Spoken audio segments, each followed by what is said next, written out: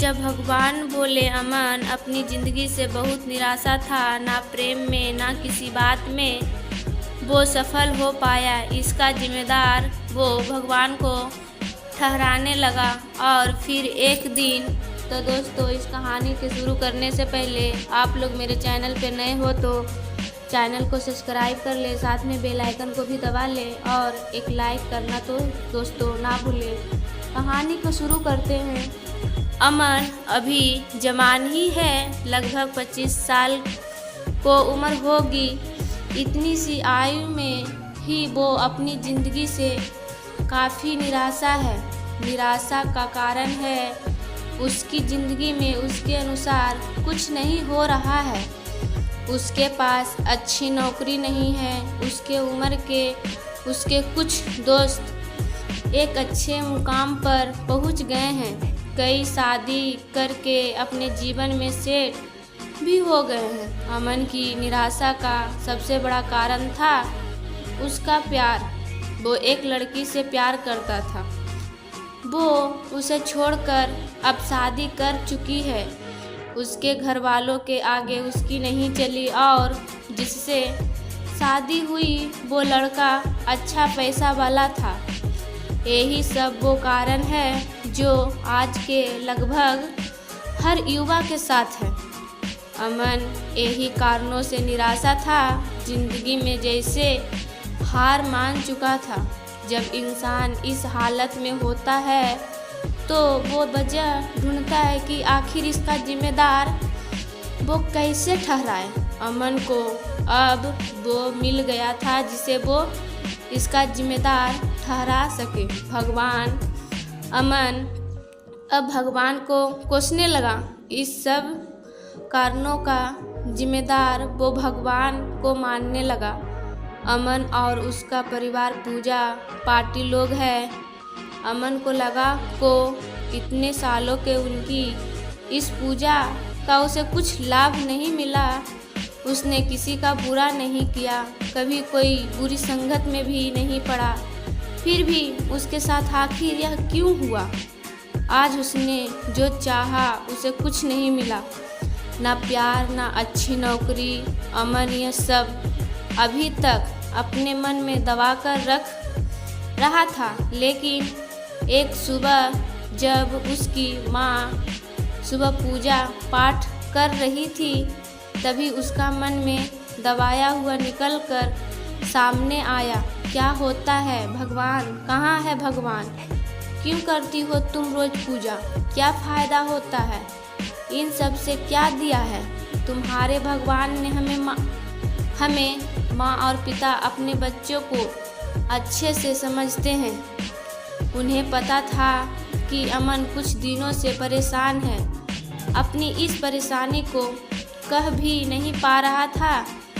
उसकी माँ और पिता ने उसे समझाया, लेकिन उस समय उसे कुछ नहीं समझ आ रहा था।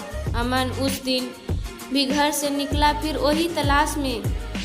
मन अशांत था और यही दोहरा रहा था कि भगवान ने उसे कुछ नहीं दिया। वो लोकल ट्रेन में चढ़ा। काफ़ी भीड़ भी थी उस ट्रेन में। उसे पता नहीं था कि उसके सभी सवालों के जवाब उसे मिल जाएंगे। अमन का मूड खराब ही था। वो अपनी ही बातों में उलझा हुआ था। तभी उसका ध्यान डिब्बे में चल रही बातों पर गया। एक बुजुर्ग करीब 60 साल के एक बच्ची के साथ उस डिब्बे में थे। बच्ची करीब 8 साल की है। बच्ची खिड़की पर बैठी आते जाते पेड़ देख रही है। अभी तक अमन ने उस बच्ची का मुंह नहीं देखा है। अक्सर सफल में लोग अपने सुख दुख साझा करते हैं। उसके दादाजी बता रहे थे कि वो हर जगह उनकी सामर्थ्य के अनुसार उस बच्ची को ले गए हैं। उनकी पोती बोल नहीं सकती, न ही सुन सकती है।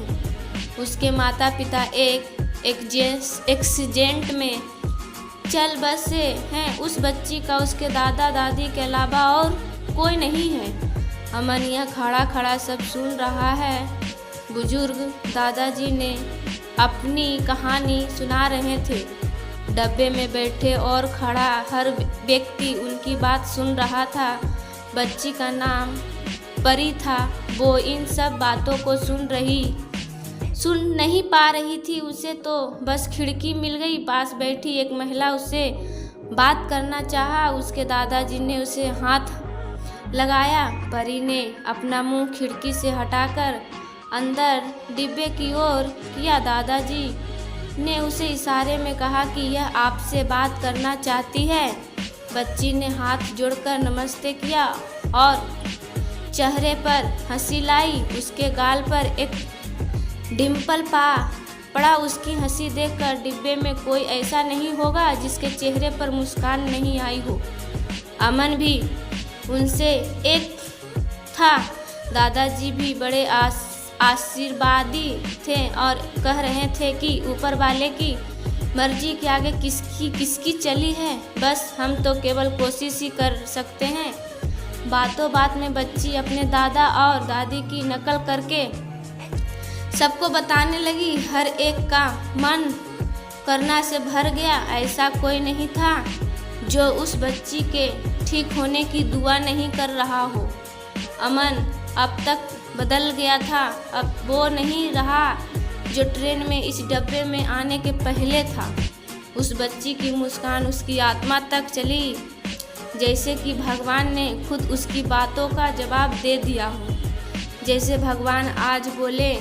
उसे लगा कि उस बच्ची के आगे तो उसका गम कुछ भी नहीं है।